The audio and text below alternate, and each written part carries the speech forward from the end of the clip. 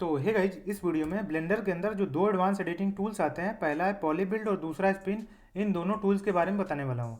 पॉलीबिल्ड tool का use री topology में होता है और स्पिन टूल का यूज जब हम कोई सर्कुलर या फिर स्पाइरल ऑब्जेक्ट मॉडल करते हैं तो वहाँ पे स्पिन टूल का यूज आता है। तो सबसे पहले आपको पॉलीबिल्ड टूल को कैसे यूज करते हैं वो आपको बता देता हूँ।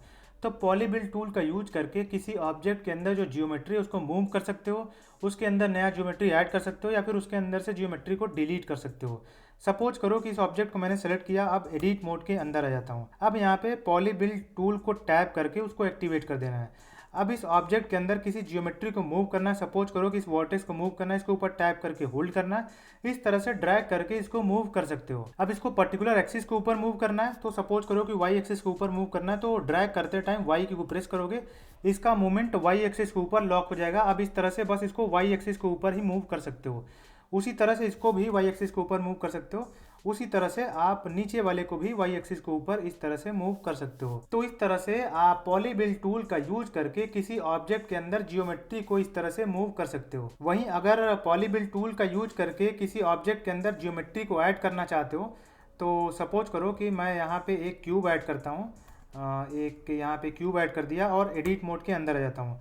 अब यहाँ पे अगर आपको इस ऑब्जेक्ट के अंदर नया जियोमेट्री ऐड करना है तो सबसे पहले आपको कमांड की को प्रेस करके होल्ड करना है। अगर विंडोज़ कंप्यूटर के ऊपर हो तो कंट्रोल की को प्रेस करके होल्ड करना है। उसके बाद इस ऑब्जेक्ट के राउंड कर्सर लेके जाओगे तो ये देखोगे तो ये वर्टेक्स देखो ब्लू कलर का कट टर्न हो जा रहा है। तो मतलब ये वर्टेक्स एक्टिव है। अब जहाँ भी टैप करोगे कमांड की को होल्ड करना है, फिर लेफ्ट क्लिक जहाँ भी करोगे वहाँ पे एक नया वर्टेक्स क्रिएट होगा। अब ये वर्टेक्स एक्टिव था तो ये वर्टेक्स उस वर्टेक्स से ज्वाइन हो जाएगा और एक नया एज क्रिएट हो जाएगा। ये देखो इस तरह से। तो इस तरह से पॉलीबिल्ड टूल का यूज करके आप फटाफट नया वर्टेक्स क्रिएट कर सकते हो। अब यहाँ पे देखोगे तो जब मैं क्रिएट कर रहा हूँ तो अब ये एज ब्लू टर्न हो जा रहा है, तो मतलब ये एज एक्टिव है। और ये जो एज है इसके दोनों साइड दो वर्टेक्स है और जहाँ पे टैप करोगे एक वो वर्टेक्स, तीनों वर्टेक्स मिलके एक शेप बन जाएगा इस तरह से, ट्रायंगुलर काइंड ऑफ।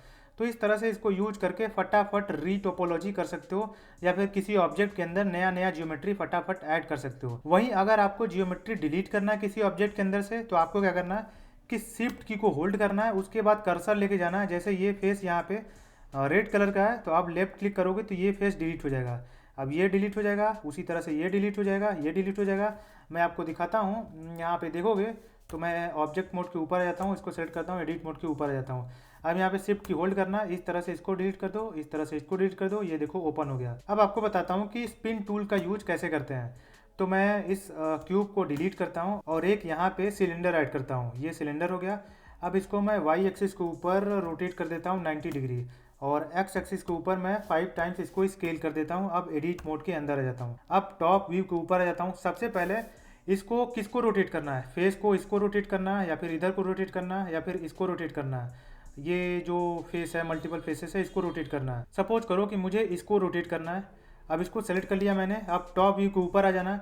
अब किधर को रोटेट करना है, इधर को करना है कि इधर को करना है। अगर इधर को करना है तो किस सेंटर के अराउंड करना है, यहाँ के अराउंड करना है, मतलब यहाँ सेंटर रखोगे तो यहाँ से ऐसे रोटेट होगा। यहीं पे सेंटर रखोगे तो यहीं से सट के रोटेट होगा। तो जहाँ सेंटर रखना है आपको रोटेशन का, वहाँ पे आपको 3D कर्सर का पोजीशन फिट करना है। जैसे मान लो यहाँ से मुझे रोटेट करना है तो यहाँ पे शिफ्ट राइट क्लिक, ये 3D कर्सर का पोजीशन यहाँ पे हो गया। अब फेस सेलेक्टेड है। अब आपको स्पिन टूल को टैप करके एक्टिवेट कर देना है। अब इसको इस तरह से ड्रैग करके इसको इसके इस सेंटर के अराउंड इसको रोटेट कर सकते हो जहाँ पे आपने 3D कर्सर का पोजीशन किया था। रोटेट करने के बाद ये जो लास्ट ऑपरेशन पैनल है इसके अंदर जाके जो भी आपने लास्ट ऑपरेशन किया था उसको चेंज कर सकते हो। सपोज करो कि मैं इसको 180 डिग्री रोटेट करना चाहता हूँ तो यहाँ पे 180 करोगे, ये सटीक 180 डिग्री रोटेट हो गया। इस तरह से इसको जूम इन कर देता हूँ। अब ये जो रोटेट किया आपने, यहाँ पे स्टेप्स देख सकते हो 12 है। इसको इंक्रीज डिक्रीज आप इस तरह से कर सकते हो। ये देखो मैं यहाँ पे दो स्टेप्स हो गया, ये देखो एक भी नहीं है, 2 4, इस तरह से इसका स्टेप्स इंक्रीज और डिक्रीज कर सकते हो। वहीं अगर आप डुप्लीकेट को चेक कर दोगे तो ये जो क्लोज से बन रहा है ये नहीं बनेगा। आपने फेस को स्पिन किया है, एक्सट्रूड किया एक तरह से, तो बस फेस इस तरह से डुप्लीकेट आपको दिखाई देगा फेसेस। ये देखो मल्टीपल फेसेस आपको इस तरह से दिखाई देगा। तो इसको मैं अनटिक कर देता हूँ। वहीं इसका जो सेंटर पॉइंट है इसको इस तरह से लेफ्ट राइट चेंज कर सकते हो, एक्स वाई जेड के ऊपर चेंज कर सकते हो। वहीं एक्सिस चेंज करना है तो एक्सिस भी इसका चेंज कर सकते हो, जो भी रोटेशन का एक्सिस था इसको चेंज कर सकते हो इस तरह से। वाई के ऊपर चेंज करना, वाई के ऊपर चेंज कर लो। और वहीं अगर आपको रोटेशन करना है किसी और एक्सिस के ऊपर, सपोज करो कि इस फेज को मैं सेलेक्ट कर लिया, अब इसको मुझे रोटेशन करना है एक्स एक्सिस के ऊपर, तो यहाँ पे एक्स चूज कर लेना है। उसके बाद इस तरह से एक्स एक्सिस के ऊपर इसको रोटेट कर सकते हो इस तरह से।